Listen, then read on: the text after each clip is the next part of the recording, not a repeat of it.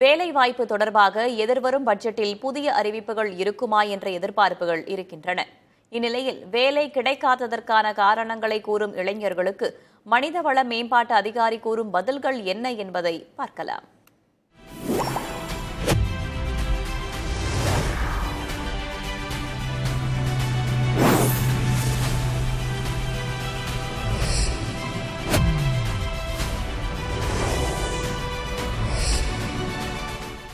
English fluency தாங்க.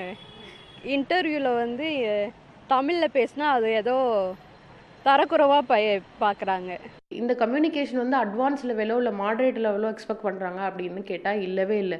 நீங்கள் ரொம்ப சிம்பிளான ஒரு கம்யூனிகேஷனை இது மாதிரி நீங்கள் என்ன பண்ணலாம் அப்படின்னா, ஒரு ஃப்ரெஷர்ஸ்க்கு அதிகபட்சம் ஹெச்ஆர் இன்டர்வியூவோ இல்லை டெக்னிக்கல் இன்டர்வியூவோ சுற்றி பார்த்தீங்கன்னா ஒரு 100-150 கொஷினுக்கு மேலே வரவே வராது.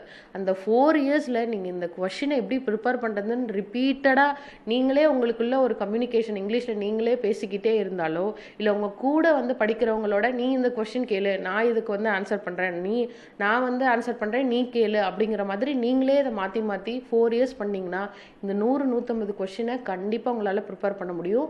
ரொம்ப கான்ஃபிடென்ட்டாக நீங்கள் அடுத்து ஒரு ஜாப் இன்டர்வியூக்கு போகும்போது நல்லபடியாக உங்களால் கம்யூனிகேட் பண்ண முடியும். 10 ரூபா கொடுத்து நம்மளுக்கு சாப்பாடு ஒரு நாளைக்கு 300 ரூபாய்க்கு மேலே போகுது.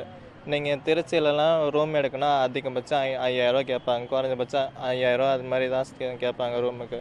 நீங்கள் 5 ரூபா வச்சுட்டு என்ன பண்ண போகிறீங்க? ஒரு மாதத்துக்கு 5 ரூபா என்ன பண்ண போகிறீங்க? 5 ரூபா வச்சு என்ன பண்ண முடியும்? பெட்ரோலுக்கு 100 ரூபா 200 ரூபா அது மாதிரி வந்துடும்.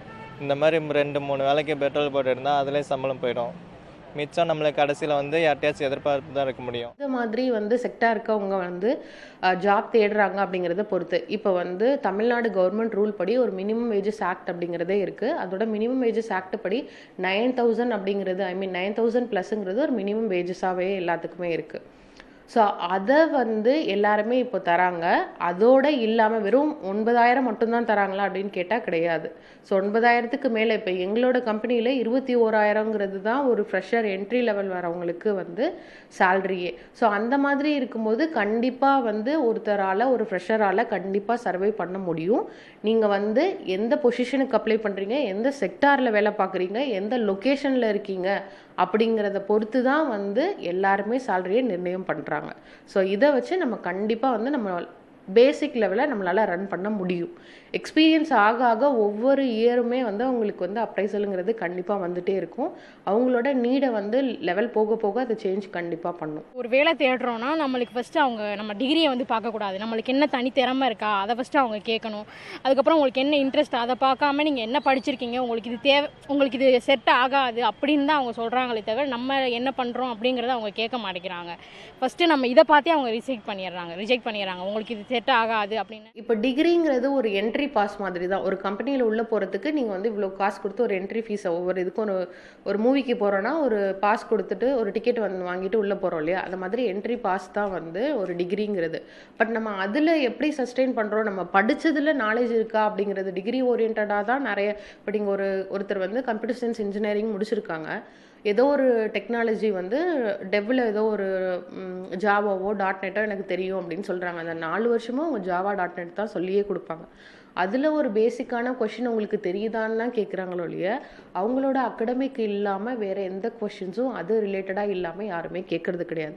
ஸோ அதில் நம்ம ஃபைன் டியூன் பண்ணி நம்மளுக்கு நல்ல நாலேஜ் இருக்கா அப்படின்னு தெரிஞ்சுக்கலாம். பிஏ எக்கனாமிக்ஸ் முடிச்சிருக்கோம் அப்படின்னாக்கா அதுக்கு சம்மந்தப்பட்டது தான் இருக்கும்.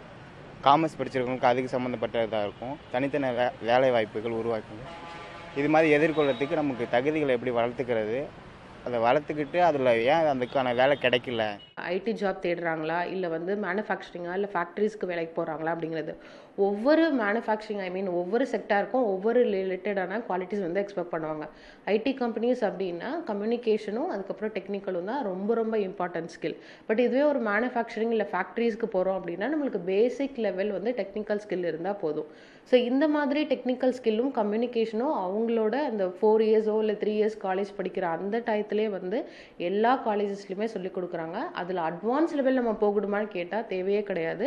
ஒரு மாட்ரேட்டாவோ இல்லை பேசிக் லெவல் நம்ம கற்றுக்கிட்டாலே போதுமானது.